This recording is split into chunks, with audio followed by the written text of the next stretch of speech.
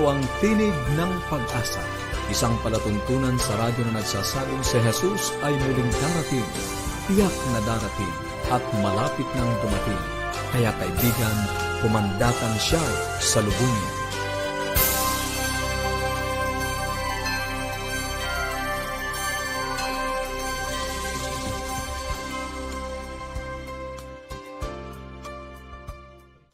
Magandang umaga po sa inyong lahat mga kaibigan and happy midweek. Kamusta po kayo? Kamusta po kayo this morning? Kamusta po ang inyong mga gising? I hope kung saan man po kayo nakikinig ay kayo po ay nasa mabuting kalagayan. Simulan po natin ang ating mga araw na may mapagpasalamat na puso sa ating Panginoon for giving us another opportunity to see another day, to live ang mga pagpapala po sa atin ng Panginoon. Yan mga kaibigan. Kaya naman po, sana sa mga mapapakinggan po natin ngayong umaga, kayo po ay ma-inspire at ma-bless. Ako po ang inyong lingkod, Lou de los Reyes Imperial, and welcome pong muli dito sa ating programang Tinig ng Pag-asa. Tayo po ay magsama-samang matuto sa isang oras ng talakayan tungkol sa pagpapabuti ng ating mga kalusugan at pagtuklas ng pag-asang nagmumula sa salita ng Diyos. Ayan na nga, patuloy pa rin po ang aming pamimigay ng mga libreng aklat aralin sa Biblia, at kung kayo po ay nagnanais sa makatanggap ay isend lamang po ang inyong mga kumpletong pangalan at address sa 0917-1742-777 0917-1742-777 o di kaya naman sa 0968-8536-607 0968-8536-607. At para naman po sa ating Facebook and YouTube channel, isearch lamang po ang Adventist World Radio Manila o di kaya naman magpadala ng email sa connectedadventist.ph. Para po sa hakbang sa kalusugan, another topic na naman po, no, para makatulong po sa atin, para magkaroon tayo ng positive response sa mga bagay-bagay. Ngayon po ang ating tatalakayin ay Him Outside My Control and I Can Control. Sa panguna pa rin po ito ni Doc Blessy Varona. Kaya ano pang hinihintay natin? Ibigay po natin ang panahon kay Doc Blessy para sa bahaging hakbang sa kalusugan. Sabi sa Psalm 17:22, a merry heart doeth good like a medicine. So yung happiness talaga, medicine yan. So ngayon pag-aaralan natin para baga maiwasan natin yung mga common na nangyayari na meron tayong feeling of guilt, feeling of loneliness, feeling of failure, lalo pa yung malapit ng matapos ang araw, doon bumababa yung cortisol mo eh. Doon ka parang nalolobat, tawag natin lobat, okay? So ngayon, pag-usapan natin kung paano natin maiiwasan itong feelings na to. Kasi itong mga feelings na to, ito yung nagbibigay minsan ng mga negative emotions natin. So, umpisahan natin sa pag-aaral nitong tatlong bilog na to. Okay, itong tatlong bilog, pag-aaralan natin siya, meron siyang hint sa atin. Okay, outside my control. Yung unang bilog, malaking bilog. Outside my control and outside my influence. Hindi ko kayang kontrolin, hindi ko din kayang influensyahan. Ano-ano ang mga nahandito? Nahandito yung pandemic, weather, disaster, no? Calamities, bagyo, lindol, baha, gera. Yan, mga hindi natin kayang kontrolin, hindi din natin kayang influensyahan. So, ang dapat lang natin gawin dyan ay tanggapin natin na outside my control, outside my influence. At pag tinanggap natin yan, kahit umuulan, di masaya ang tulog mo, no? Kahit na bumabagyo, safe naman yung bahay mo, mahimbing ang pagpapahinga, mahimbing na tulog. So, pag na-master natin yan, yan ang one of the best things, no? Na kaya nating gawin para magkaroon tayo ng panatag na kapahingahan. Okay? Ang susunod naman na circle, no? Tingnan natin, ito ay outside my control, but I can influence. Anong mga nandito? Ito yung other people's thoughts, feelings, actions, habits, attitude, behavior, choices, other people. Sino yung other people? Sa buhay ko, lahat ng others ko, ito na, si asawa ko, okay, mga anak ko, may mga anak na yan eh, no? lola na, no? So may mga asawa na sila. So adult sila, other people, no? So meaning outside my control na sila. I need to accept that na outside my control but I can only influence. Di ba? Ang ganda. And then, ang kaya ko lang influensyahan o kontrolin ay ang aking sarili. Okay, my beliefs, my thoughts, my actions, my habits, my attitude, my choices. Okay, so meaning, yung sa akin lang ang kaya kong kontrolin, kaya kong iayos, no? Kaya kong pagbutihin, kaya kong talagang pangalagaan, kaya kong gawin lahat, no? Dahil ito ay sa akin, no? Sabi nga ng Bible, I can do all things through Christ who strengthens me. Wow, I can do all things when it comes to my beliefs, no? Kaya kong gawin yung paniniwala ko, I can do all things sa yung aking mga kaisipan, yung aking feelings, yung mga actions, yung mga habit, mga choices, lahat yan kaya kong gawin. Yung mabuting pwedeng gawin, kaya ko. Bakit? Kasi I can do all things through Christ who strengthens me. So, lahat ng mga maaayos na mga pamamaraan para ko maiayos ang aking paniniwala, ang aking kaisipan, ang aking pakiramdam, ang aking mga habits, ang aking mga ways, kaya kong gawin yan lalo pa kung sa ikabubuti, no? And God can actually help us. Okay? Help me and you, 'di ba? Pareho tayo matutulungan ng Diyos. Now, tingnan naman natin kung paano tayo makakatulong sa ibang tao sa pamamagitan nito, no? Um, Kailangan natin ng props, no? So, ibig sabihin, ang pwede nating gawin, gagawa tayo ng props na magbibigay sa atin ng illustration. Kukuha kayo ng plato. Itong plato na to, ito ang representation ng outside my control and outside my influence. Okay? At ito namang susunod na props natin, mangkok. Outside my control, but I can influence. Okay? At ang baso naman, siya naman yung pinakagitnang bilog, siya naman yung I can control. No? So again, meron tayong plato, yung outside my control, and outside my influence. Yung gitnang bilog naman, gagawin nating mangkok, outside my control, but I can influence. At yung baso naman, siya yung I can control. Itong model na outside my control, yung plaster na formal, ito ay ginawa ni Dr. Richard Tamayo. Model na inayos niya at malaki ang maitutulong sa atin ito. Ito namang baso, ginawa kong practical, baso, plato at mangkok, no? Itong tatlo naman na to, ginawa kong practical para kaya din nating i-share sa ibang tao na madaling illustration. No? Maganda na pagka meron kayong illustration, pag nagtuturo, maganda yun dahil mas maiintindihan ng tao, mas nauunawaan. Okay? So again, tandaan po natin, tatlo lang yung bilog ha. Outside my control, and outside my influence. Ano yun? Pandemic, disaster, bagyo, baha, lindol, gera, no? Outside my control, outside my influence.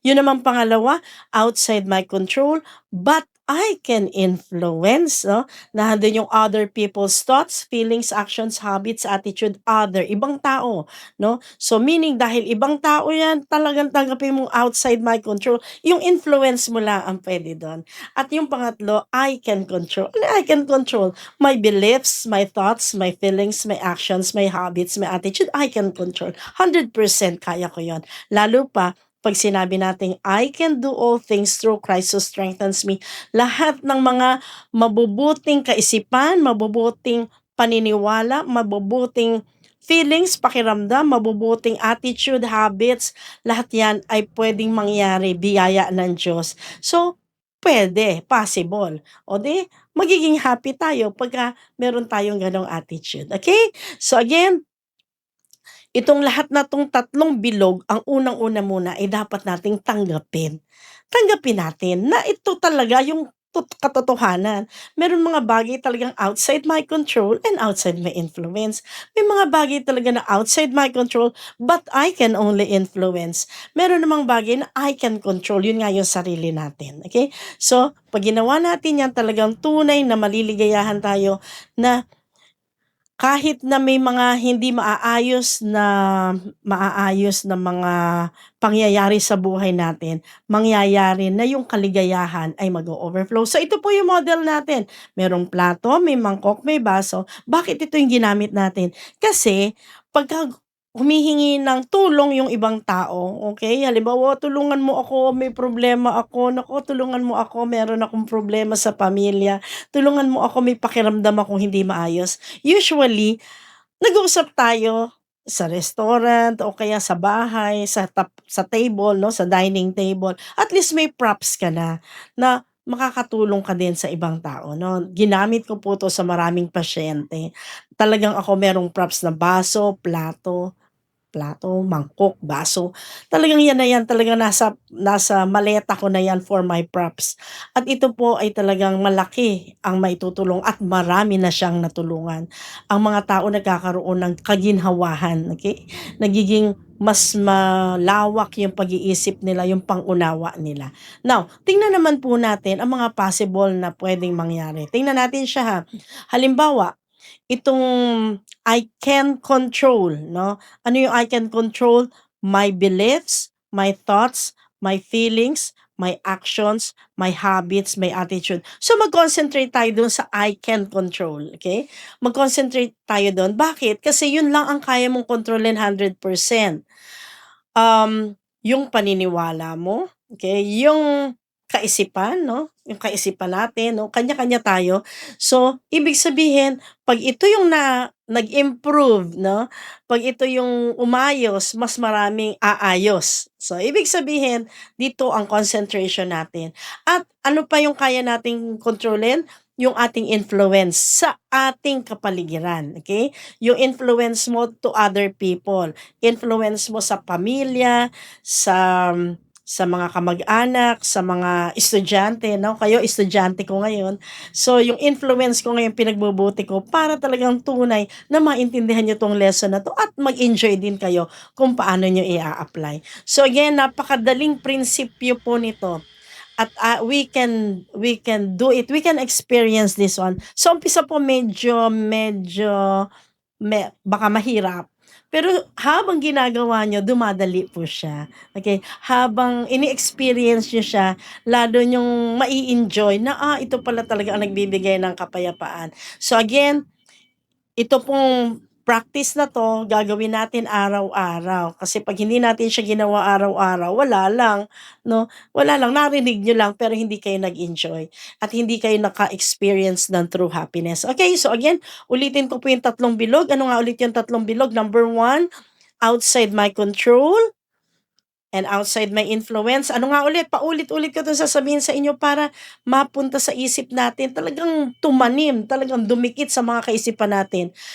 Ito yung pandemic, disaster, calamities, no?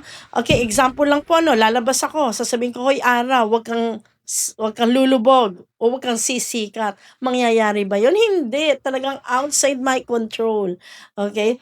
Sasabihin ko, "Hoy ulan, wag kang papatak." Hindi mangyayari yun kasi outside my control, outside my influence. Tanggapin ko talaga na lulubog ang araw, sisikat ang araw, uulan, papatak ang ulan, minsan mas malakas bagyo ang tawag natin. Mangyayari siya. Kasi 'pag hindi ko siya tinanggap, magiging unhappy ako, okay?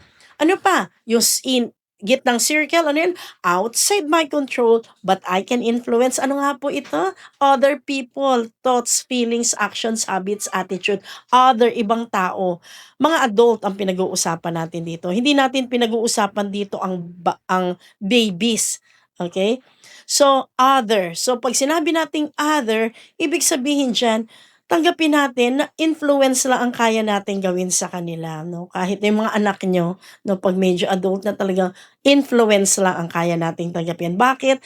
Kasi pag kinontrol mo, lalong madidisgrasya. Lalo pa sa panahon ngayon, ako po, ang mga kabataan sobrang matatalino na talagang mahihirapan tayo na mag-push ng iyong mga kagustuhan.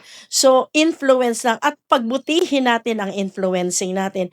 At itong influencing na 'to 'pag pinagbuti natin talagang magiging maayos. Bakit?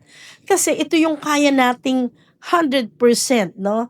To the fullest, no? Ayan na, influence. So, yung kaya lang nating kontrolan, influensya natin. So, as nanay, as lola, no? As teacher, yung influence ko, doon ko i-major. Bakit? Kasi siya yung kayang-kaya kong i-improve at kayang-kaya kong pagandahin. And then again, yung inner circle, ulitin ulit natin. I can control. Ibig sabihin ng I can control, ito na yung aking paniniwala, ito na yung aking kaisipan, aking feelings, no? Yung aking attitude, aking choices, yung mga behaviors ko, mga habits ko, I can do. Oh, I can control. I can do the best of it. Okay? So again, ito po ay magbibigay sa inyo ng mabuting kaunawaan at sa susunod siguro pag-uusapan ulit natin siya para talagang tunay na matanim sa ating mga isip. So again, nais ng Diyos na tayong lahat ay lumigaya. Ayaw ng Diyos nang magiging malungkot tayo kasi alam niya kung anong effects sa kalusugan natin. Alam ng Diyos na pagka namumroblema tayo, naka-stress response tayo. At itong stress response na to, ito ay hindi magbibigay ng kagalingan, ito ay hindi magbibigay ng maliwanag na pag-iisip, no? Hindi siya magbibigay ng mahabang buhay. So ayaw ng Diyos na sobra tayong naka-stress response na sinasaktan natin ang katawan natin. At ang gusto ng Diyos naka-relax, okay? At masaya. Masayang tinatanggap ang mga bagay-bagay, no? Mga katotohanan na katulad nito. At sana po tayong lahat ay mag-umpisang mag-adventure sa happiness. Happiness is medicine at pag-aralan po natin ito para tunay nating maunawaan. God bless po! Thank you so much, Doc Blessy. So may 3 bilog tayong natalakay this morning. Ano yung mga bagay na hindi natin kayang kontrolin? Anong dapat natin gawin? Tanggapin natin. At ito daw po yung one of the best things na pwede nating magawa para magkaroon po tayo ng panatag na kapahingahan. Pangalawa, yung outside my control but I can influence. Ito yung mga perception sa atin ng ibang tao. Ano po? At ang pangatlo, yung things I can control. 'Di ba po, sarili lang natin talaga yung pwede nating kontrolin. Ano po, like our thoughts, our actions, our habits, our reactions. So yan. Lagi po nating tandaan na God can help me and you at maganda pong visual representation yung ibinigay sa atin ni Doc, ano yung plato, mangkok, at baso. Kaya naman, itong ating napag-aralan, pwede nating i-share sa ating mga mahal sa buhay, sa ating mga kaibigan, katrabaho, ano po, para magkaroon din sila ng positive stress response. Napakaganda po ng ating topic, and once again, thank you so much, Doc Blessy. Kung kayo po may mga katanungan o nagnanais mag-share ng inyong mga reflection regarding our topic, maaari niyo po yung isend sa 0917-1742-777. 0917-1742-777. O di kaya naman sa 0968-8536-607. 0968-8536-607. At para naman po sa ating Facebook and YouTube channel, isearch lamang po ang Adventist World Radio Manila o di kaya naman magpadala ng email sa connectedadventist.ph. Para po sa ikalawang bahagi ng ating programa, ang ating pong paksa ay pinamagatang A Year to Build. Pero bago po yan, atin po munang mapapakinggan ang isang makalangit na awitin.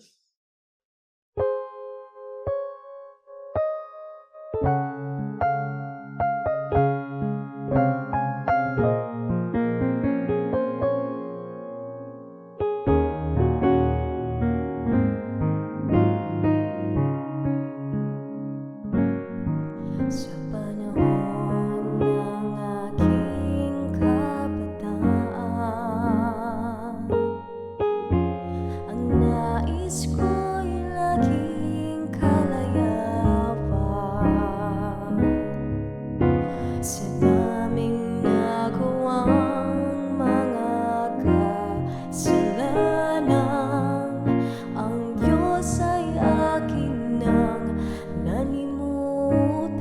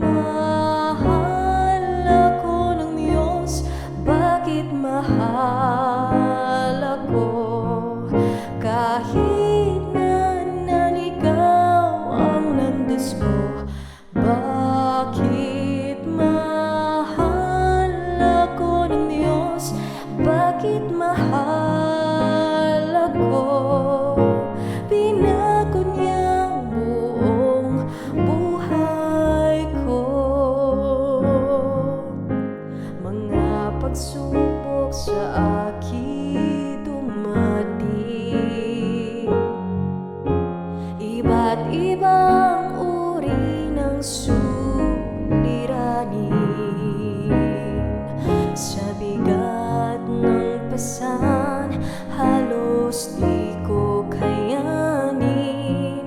Ngunit ang Diyos ay nariyan pa rin. Bakit mahal ako ng Diyos? Bakit mahal ako? Kahit na naligaw ang landas ko. Bakit mahal ako ng Diyos? Bakit mahal ako? Pinago niya ang buong buhay ko. Marami na akong napatunayan. Pag-ibig niya sa'kin walang hanggan. Maging sa alon ng kamatayan, iginawat sa'kin kaligtasan.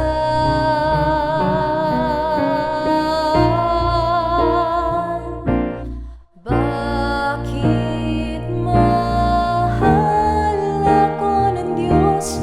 Bakit mahal ako?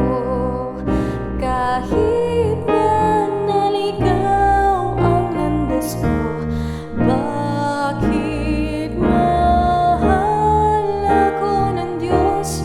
Bakit mahal ako? Pinago niya ang buong buhay ko. Pinago niya ang buong buhay ko.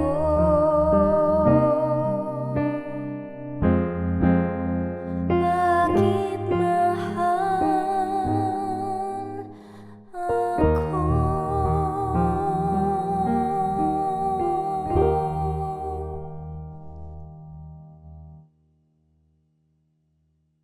Maraming salamat po sa napakagandang mensahe ng awit at tayo nga po ay dumako na sa ating pag-aaral ng Biblia. At mga kaibigan, ang bawat bagong taon ay hindi lamang panibagong simula. Ito ay bagong pagkakataong magtayo. Ang tanong po ay hindi lamang kung ano ang ating itatayo, kundi ano ang ating pinapatatag. Sa Biblia po, ang pagtatayo ay hindi lamang tumutukoy sa mga gusali. Ito ay larawan ng pagpapalago ng ating pananampalataya, pamilya, ministeryo at karakter. Tinatawag tayo ng Diyos na gamitin ang bawat taon upang magtayo ng mga bagay na may walang hanggang halaga. Ang isang taon po ay maaaring magbunga ng malaking pagbabago kung bawat araw ay ginagamit upang magtayo ayon sa plano ng Diyos. At ang atin nga pong paksa, katulad na nabanggit ko kanina, ay A Year to Build. Ibigay po natin ang panahon kay Pastor Romy. Kumusta ka, kaibigan? Napakabuti ng ating Diyos. Ano pat sa araw-araw kanyang pinaparanas ang kanyang dakilang pag-ibig, ang kanyang maraming pagpapala. Kaibigan, ang aklat ng Gawa ay pinapahayag sa atin na kung papaano ang iglesia ay lumago. Meron silang 120 na sila ay nananalangin sa upper room. Tinanggap nila ang Banal na Espiritu. Subalit, bago tinanggap ang Banal na Espiritu, ano ang kanilang ginawa? Sila ay nanalangin sama-sama, nagpakumbaba. Pagkatapos ngayon ay nagpakalapit-lapit sa bawat isa. Kinumpisa lang kanilang mga kasalanan at siniyasat ang kanilang sarili. At pagkatapos ngayon, tinanggap nila ang Banal na Espiritu sa pamamagitan ng dilang apoy. Na sinasabi natin ito ang Pentecoste. Kaibigan, noong ngayong tinanggap ang Banal na Espiritu sa pamamagitan ng Pentecoste, nung sila nagkakaisa, ano nangyari sa iglesia? Ang iglesia ay lumago. mula sa kokonting bilang, ngayon ang iglesia ay lumago. Nanupat ang iglesyang ito na ang mga kaanib ay nagkakaisa. Nanupat ang iglesyang ito ay tinanggap ang mga pagpapala ng ating Diyos.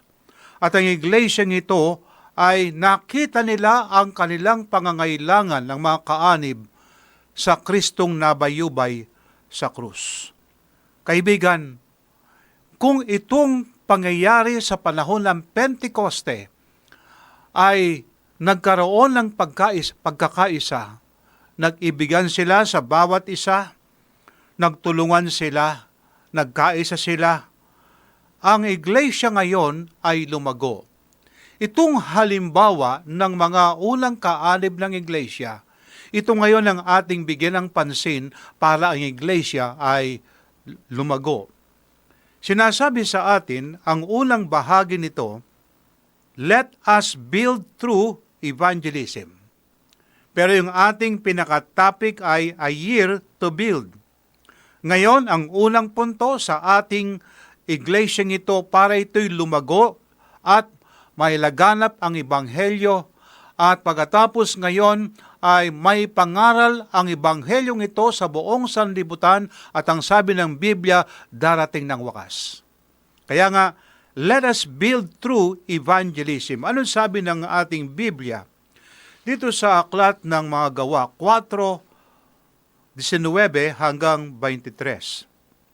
Ngunit sumagot sa kanila si Pedro at si Juan, kung matuwid sa paningin ng Diyos na makinig muna sa inyo sa halip na sa Diyos, kayo ang humatol. Sapagkat hindi maaring hindi namin sabihin ang aming nakita at narinig. Sa makatuwid bilang mga saksi ngayon, kanilang sasabihin at hindi sila maaring pigilan kung ano ang kanilang nakita at narinig, ito ngayon ang kanilang ibinabalita. 21. Pagkatapos na muling binigyan ng babala, kanilang hinayaan silang umalis na walang nakitang anumang bagay upang sila'y kanilang maparusahan dahil sa mga tao sapagkat niniluwalhati nilang lahat ang Diyos dahil sa nangyari. Sapagkat mahigit ng 40 taong gulang ang tao na ginawang nitong himala ng pagpapagaling. Pagkatapos na sila'y mapayapa, pumunta sila sa kanilang mga kasamahan at iniulat ang lahat ng sinabi sa kanila ng mga punong pari at ang matatanda. Kaya hindi sila mapigilan. Sila ngayon ay nangaral. Kanilang tinupad yung sinasabing ipangaral ang ebanghelyong ito. Gusto kong bigyan natin ng pansin itong sinasabi, utos ng Panginoon bago siya umakyat sa langit ayon sa ebanghelyo na sulat ni San Mateo, isa sa alagad ng ating Panginoon. 18 hanggang 20, ito ang sinasabi na tagubilin ng ating Panginoon. Lumapit si Jesus at sinabi sa kanila, ang lahat ng otoridad sa langit at sa ibabaw ng lupa ay ibinigay na sa akin. Kaya't sa paghayo ninyo, gawin ninyong alagad ang lahat ng mga bansa. Bautismuhan ninyo sila sa pangalan ng Ama, ng Anak at ng Espiritu Santo. At turuan silang sundin ang lahat ng mga bagay na iniutos ko sa inyo at narito, ako'y kasama ninyong palagi hanggang sa katapusan ng panahon. Kaya ito yung iniutos ng Panginoon na kinakailangan ipangaral ang ebanghelyong ito bago dumating ngayon ang wakas at hindi maaring darating ang wakas at darating ang ating Panginoon maliban ang ebanghelyong ito ay ipangaral sa buong sanlibutan. Kaya yung mga tumanggap ng ebanghelyo, yung mga taong tumanggap kay Kristo, kinakailangan ngayon kanilang ipangaral ang ebanghelyo ng ating Panginoon. Nanupat, bagamat ang mga alagad at gayon din si Apostol Pablo nung siya ay naging alagad ng ating Panginoon, binabato sila, sinasaktan sila Subalit hindi nila maaring pigilan ang kanilang pangangaral, ang kanilang kaalaman sa Ebanghelyo ng Panginoon sapagkat hindi sila maaring tumigil maliban kanilang sabihin si Kristong nabayubay sa krus ay kanilang maipangaral. At ang sabi nga ni Apostol Pablo sa kanyang sulat sa 1 Korinto 9, versikulo 16, sapagkat kung ipinangangaral ko ang Ebanghelyo ay wala akong dahilang upang magmalaki, sapagkat ang katungkulan ay iniatang sa akin, kahabag-habag ako kung hindi ko ipangangaral ang Ebanghelyo. Napakatindi ng binanggit ni Apostol Pablo sa kanyang sulat. Ang sabi niya, sapagkat kung ipinangangaral ko ang Ebanghelyo at wala akong dahilan upang magmalaki, sapagkat ang katungkulan ay iniatang sa akin, kahabag-habag ako kung hindi ko ipangaral ang Ebanghelyo. Kaya sa mga taong tumanggap ng Ebanghelyo ng Panginoon, kinakailangan natin ngayong ipangaral sa iba itong ating nalaman, yung Kristong nabayubay sa krus na matay, subalit siya'y muling nabuhay at siya'y darating na muli. Ito ngayon ang laman ng preaching o pangangaral ng mga lagad. Sa kanila ngayong pagiging saksi ng ating Panginoon, kaibigan, ito yung kanila ngayong laman ng kanilang pangangaral. Kaya nga, sila bilang mga misyonero, bilang mga alagad ng ating Panginoon, na kanilang dinala ang pabalita at ang iglesia ngayon ay lumaganap, lumaki ng bilang ang iglesia samantalang merong pag-uusig sa iglesia at sila ngayon ay hindi mapigilan. At dahilan sa pag-uusig na ito, sila ngayon nangalat. Dati-rati, halos sila ay nandun sa Jerusalem. Subalit, nung naranasan nila ngayon ang pag-uusig ngayon, nagpunta sila sa iba't ibang mga lugar. At bagamat sila ngayon nagpunta sa iba't ibang mga lugar, taglay nila ngayon ang pabalita ng Ebanghelyo ng ating Panginoon. Kaibigan, saan man tayo pupunta, saan man tayo ngayon maaring mabuhay o yung titira, dalhin natin ang pabalita ng Ebanghelyo ng ating Panginoon. Sa ganong paraan ngayon, matupad yung sinasabi na kapag ka ang Ebanghelyong ito ay napangaral na sa buong sanlibutan, darating ang wakas. Kaibigan, nais mo na bang dumating ang Panginoon? Nais ko nang dumating ang Panginoon. Itong tahanang ito na ating kinagisnan, itong sanlibutan na ito, hindi ito yung ating tahanan. Ang sabi nga ni Apostol Pablo sa Pilipos, ang ating tahanan ay sa langit na bayan. Tayo ay mga alien sa lupang ito at ang ating pagkamamayan ay sa langit na bayan.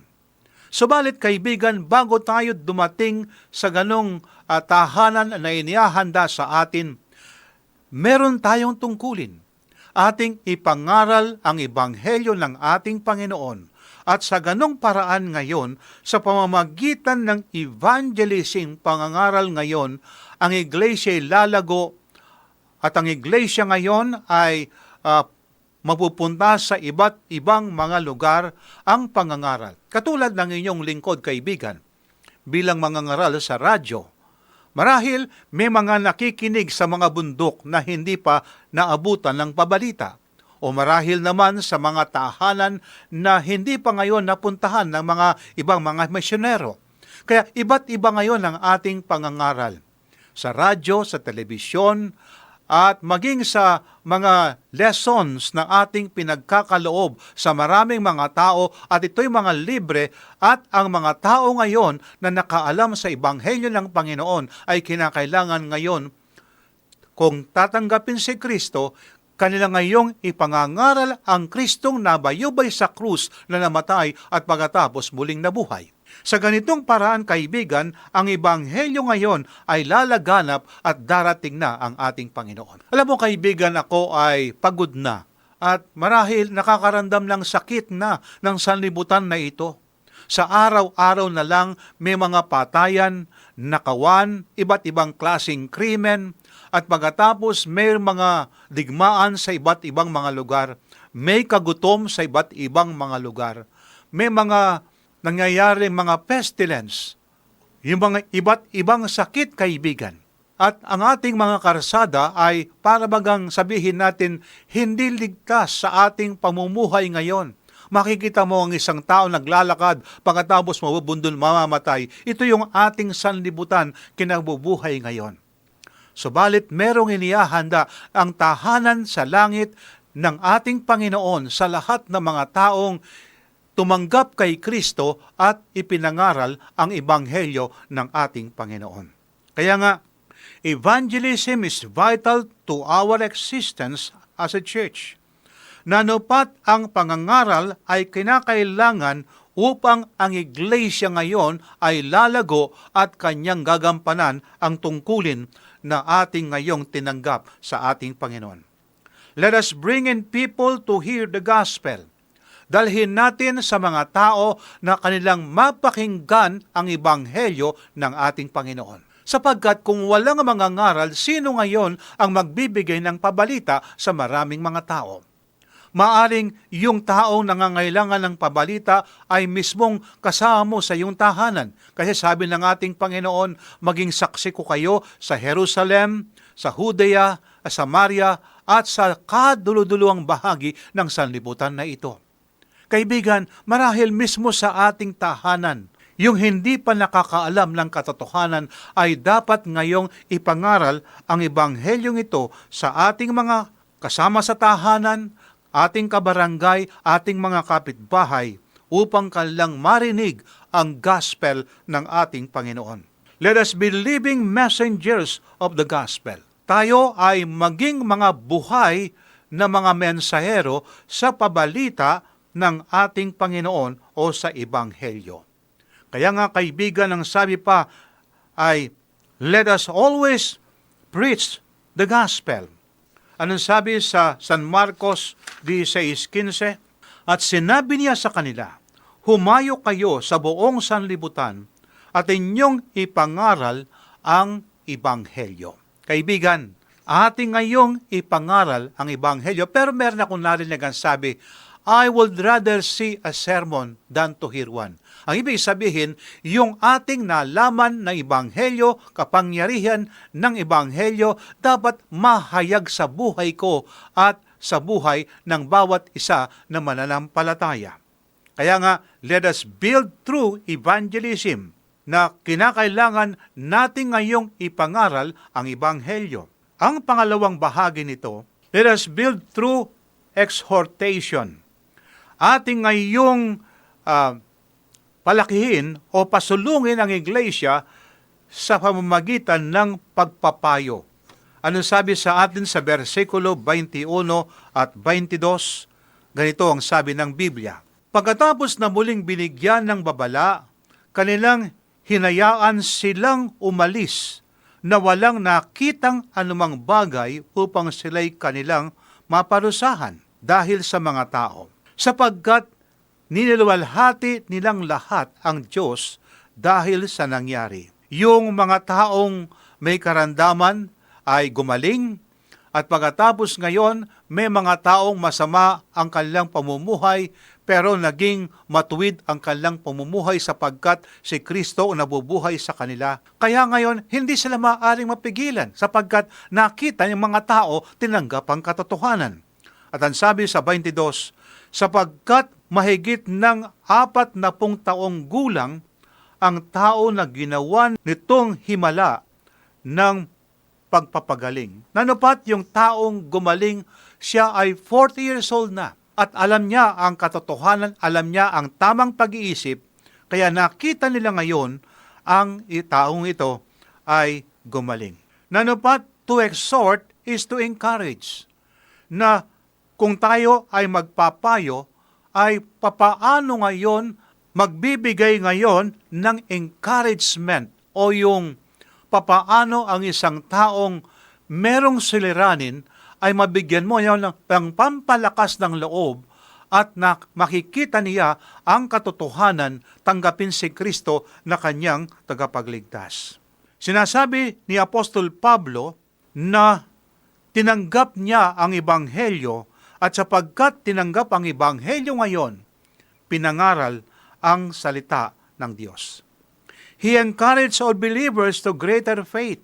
Nanupat kanya ngayong in-encourage o yung pinalakas ang loob ng mga mananampalataya sa lalo ngayong mataas na uri ng pananampalataya o yung mas matibay na pananampalataya. Let us encourage those who feel like giving up. May mga tao kung minsan nawawalan ng pag-asa para bagang sila ay mawawalan ngayon ng pagkakataon na mabuhay pa. Ang kailangan nating kaibigan na ating encourage, ating ngayong bigyan ng pampalakas ng loob ang mga taong ito para sila ay lumaban sa tamang paglaban sa buhay. Ano pa? Let's encourage our own families. Ating ngayong bigyan ng encouragement o yung pampalakas ng loob mismo ang mga kaanib ng ating sambahayan. Nanapat, bigyan natin ng encouragement yung ating mga leader. Sa halip na tayo puna rito, puna doon, idalangin natin sila. Palakasin natin ang kanilang loob. Ito yung kailangan, kaibigan. Let us encourage all in the family of faith. Ating ngayong bigyan ng pampalakas ng loob lahat ng mga taong kapamilya natin sa pananampalataya. Be encouraged and be an encourager. Na tayo ngayon ay mapalakas ang ating loob sa pamagitan ng gawain ng Banal na Espiritu at tayo ngayon ay magiging encourager sa maraming mga tao. Kaya nga, ating pasulungin ngayon ng iglesia, yung mga merong nakakaranas ng kabagabagan, nakakaranas ng mga maraming suliranin, nanapat nawawala ng parabagang lakas ng loob, sila ngayon ang ating bigyan ng encouragement. Ang pangatlong bahagi ng pag-aaral na ito, let us build through edification. Nanapat, pasulungin natin ang iglesia sa pamamagitan ng pagtuturo. Anong sabi sa versikulo 23 ng kapitulo 4 ng Aklat ng Gawa? Ang wika, pagkatapos sila'y mapayapa, pumunta sila sa kanilang mga kasamahan at iniulat ang lahat ng sinabi sa kanila ng mga punong pari at ng matatanda.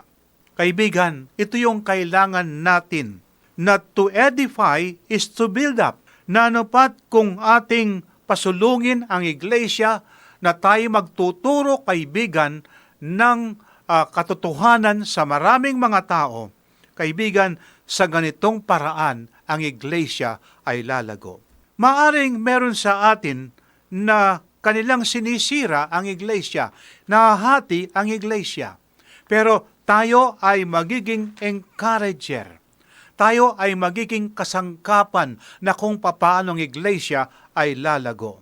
Nanupat, tayo ay dapat ngayong hindi maging kaanib ng mga taong sumisira sa iglesia, kundi tayo ay maging kaanib na kung papaano ang iglesia ay lalago at susulong ang kanyang bilang.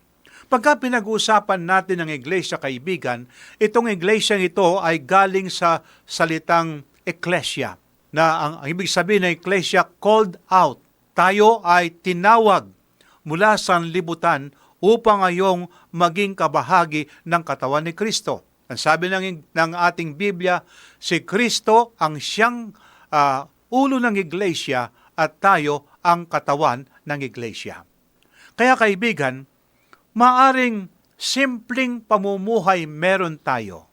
Maaring ang ating ngayong kalagayan sa lipunan hindi katulad ng mga taong tinitingala. Pero gaano man kaliit ang ating ngayong kalagayan sa lipunan, tayo ay maging instrumento papaano ang iglesia ay lalago sa pamamagitan ng encouragement na ating ibibigay at maging sa pagtuturo. Kaibigan, anuman ang ating kalagayan sa buhay, maaring tayo mahirap na hindi katulad ng mga taong mayaman, pero gampanan natin ang ating tungkulin sa loob ng iglesia. Nanapat si Apostol Pablo building up believers. Kanyang pinapalakas ang mga mananampalataya. Nanapat kanyang sinasabi ang salita ng Diyos. Nanapat ang mga taong ito ay kailangan ngayon na sila ay maging tagapayapa ng iglesia, magbibigay ng encouragement, magtuturo ngayon, kaibigan, upang ang iglesia ay lalago. Nanapat ang mga materialis na kailangan natin, ano yon? Yung evangelism, pangangaral. Yung ating ngayong pagpapayo, at gayon din yung ating ngayong encouragement, pagtuturo, ang ating ngayong ipagkaloob, kaibigan. At sa ganitong paraan, maiwasan natin ngayon yung hindi ka nais-nais na nangyayari kung minsan sa iglesia. Merong isang pastor ng ibang sekta ang nagkwento ng ganito. Di umano, habala si Satanas sa kanyang gawain. Subalit nung ang mga kaalib ng iglesia nag-aaway-away na, hindi magkasundo ang mga kasangkapan ng dyablo, yung kanyang manghel na kanyang natangay sa kanyang kasinungalingan, ay natutulog na sapagkat yung mga kaalib ng iglesia ay nag-aaway-away na. Kaibigan, gawin natin ang bawat isa ay encourager. Papaano ngayon mapalakas ang loob ng mga kaanib? Nanupat ang mga kaanib kung minsan, lalo na yung mga may karandaman, kailangan nila na tayo ay magbibigay sa kanila ng tamang advice. Magbasa ng salita ng Diyos. Basahin natin ang salita ng Diyos na nagbibigay ng encouragement sa kanila. Yung mga nanlulupaypay, kaibigan, ano ang ating gagawin? Merong sinasabi si Apostol Pedro na gusto kong iwanan sa iyo, kaibigan. Sa 1 Pedro, Kapitulo 5, versikulo 7, ang wika, ilagak ninyo sa Kanya ang lahat ng inyong kabalisahan, sapagkat siya'y nagmamalasakit sa inyo. Yung mga taong minsan nawawalan sila ng pampalakas ng loob, sa akala nila, sila ay nabubuhay na wala na silang kaibigan. Wala nang dadamay sa kanila. Pero ang sabi nga ni Apostol Pedro, ilagak ninyo sa Kanya ang lahat ng mga kabalisahan sapagkat siya'y nagmamalasakit sa inyo. Kaibigan, napakagandang payo ng lingkod ng Diyos. Meron ka bang suliranin? Sabihin mo sa Panginoon. Ibulong mo sa Panginoon. Idalangin natin nawa ang Panginoon. Bigyan ka ng lakas ng loob na ikaw ngayon ay magkaroon ng isang damdamin anuman ang naging problema mo na kinakaharap sa sanlibutan na ito. Merong Diyos na tutulong sa iyo. Bigyan ka, kaibigan, ng encouragement. Bigyan ka ng pampalakas ng loob. Bago tayo magtatapos sa ating pag-aaral na ito, gusto kong dalhin, kaibigan, ang pangako ng ating Panginoon ayon sa aklat na sulat ni San Marcos, Kapitulo 11, versikulo 22 hanggang 24. At sumagot si Jesus sa kanila, magkaroon kayo ng pananampalataya sa Diyos. Katotohanan sinasabi ko sa inyo, nang sino mang magsabi sa bundok na ito, mabunot ka at mapatapon ka sa dagat, at hindi nag-aalinglangan sa kanyang puso, kundi naniniwala na mangyayari ang kanyang sinabi ay mangyayari nga iyon sa kanya. Kaya nga sinasabi ko sa inyo, ang lahat ng bagay na iyong idalangin at hingin, paniwalaan ninyong tinanggap na ninyo at iyon ay mapapa sa inyo. Kaibigan, ang pangako ng ating Panginoon o ang kanyang mga pangako ay para sa iyo at para sa akin. I-claim natin ng mga pangako ng Panginoon sapagkat siya'y nagmamalasakit sa iyo. Tayo manalangin. Dakila at mapagpala po naming Diyos, napakabuti po ninyo sa inyong mga anak. Sa kabila ng kami po ay maraming mga suliranin na kung minsan kami po ay nagkakaroon ng discouragement. Subalit ang salita ng aming Panginoon ay nagbibigay ng encouragement sa bawat isa. Pagpalain dakilang Diyos ang aking kaibigan. Tulungan siya sa kaniyang pamumuhay sa araw-araw. Mahayag nawa sa kanyang pamumuhay ang katwiran ng aming Panginoon. Nanupat, anuman ang mangyari, kami ay tatayong matibay sa pananampalataya sa aming Panginoon. Ipatawad po ninyong lahat ng nagawa naming pagkukulang pagkakasala sa pangalan po ng aming Panginoong Hesus. Amen. Kaibigan, pagpalain ka nawa ng ating mahal na Diyos. Maraming salamat, Pastor Romy. Nawa po tayo ay pinagpala sa mensaheng napakinggan natin ngayong umaga. Ang isang taon po ay maaaring lumipas ng walang kabuluhan o maaari itong maging taon ng pagpapatibay. Ang pagkakaiba ay nasa ating pasya na itayo ang ating buhay ayon sa kalooban ng Diyos. Nawa po sa pagtatapos ng taon, malapit na. Nakatapos na po ang mid-year, July na ngayon. So malapit na talaga. Nawa po, hindi lamang tayo mas magtagumpay sa paningin ng mundo, kundi mas matatag po sa pananampalataya, mas malapit kay Kristo, at mas kapakipakinabang sa kanyang kaharian. Ang sabi nga po sa Filipos 1 verse 6, siya na nagpasimula ng mabuting gawa sa inyo ay magpapatuloy nito hanggang sa araw ni Hesukristo. Kung kayo po ay may mga katanungan o nagnanais na mag-Bible study, ay tumawag lamang po o mag-text sa 0917-1742-777. 0917-1742-777. O di kaya naman sa 0968-8536-607. 0968-8536-607. At para naman po sa ating Facebook and YouTube channel, isearch lamang po ang Adventist World Radio Manila o di kaya naman magpadala ng email sa connectedadventist.ph. Muli po, binabati ko lahat na nakasubaybay sa atin sa ating radyo na AWR 89.1 FM, maging sa ating mga social media platforms na Facebook and YouTube. Magandang umaga po sa inyong lahat at maraming salamat po for tuning in. Bukas po ay magkita-kita ulit tayo, same time, same station, dito lamang sa AWR 89.1 FM. Ako po ang inyong lingkod, Lou de los Reyes Imperial. Bukas pong muli. Ito ang Tinig ng Pag-asa, isang palatuntunan sa radyo na nagsasabing si Jesus ay muling darating, tiyak na darating at malapit nang dumating. Kaya kaibigan, pumandakan siya sa lubungin.